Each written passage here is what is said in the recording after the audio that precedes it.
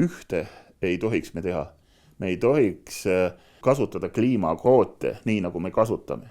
Ma saan isegi aru, kui need kliimakvoodid tulid, siis ma isegi nagu mõtlesin ka endamisi, et võib-olla isegi natukene on hea, et me alati peame ju mõtlema, et olema nagu valmis, et meid ootab ees ebakindlus ja siis, mis siis antud juhul võib olla põhjustatud ülearusest soojenemisest, ülearu kiirest soojenemisest, et äkki see kvoot isegi on nagu õpetab inimesi vaatama mingeid asju, et teha otsuseid nagu targemini. Ja mõnel juhul on nagu need otsused mingis teises mõttes nagu päris head, et nad aitavadki keskkonda hoida.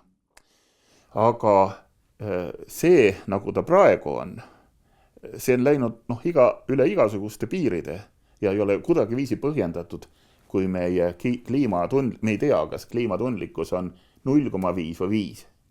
Ühesõnaga, me räägime siin sellest, et on erinevad mudelid, on erinevad ennustused. Mudelite järgi ennustatakse prognoosid. Tihtipeale, kui me räägime sellest ajakirjandusest, siis võetakse need ülemise otsa prognoosid ja öeldakse, et näete, teadlased ütlevad nii ja selle kohta öeldakse ka, et keegi ei vaidle vastu. Aga tegelikult on teadlased ka nendes mudelites täiesti 10-kordselt erineval seisukohal. Ja, tegelikult see virvar on veel suuremgi, ma praegu võtsin nüüd selle osa, seal nagu räägitakse ka stsenaariumideks.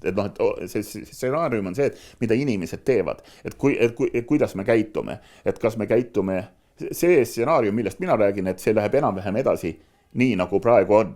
Et teeme kivisööjaamu, ühesõnaga me sõidame autodega, ka lennukid käivad ikkagi, viivad inimesi suvitama ja toovad ka tagasi. Et see on see stsenaarium, mis on nagu kõige tõenäolisem, sest neid ulmelisi stsenaariume, kus me nagu lõpetame kõik ja lähme koopasse elama koos oma kohvimasinaga. Et neid ei maksa praegu küll tõsiselt võtta. Jah. Vaata täispikka intervjuud vabadused.ee-st.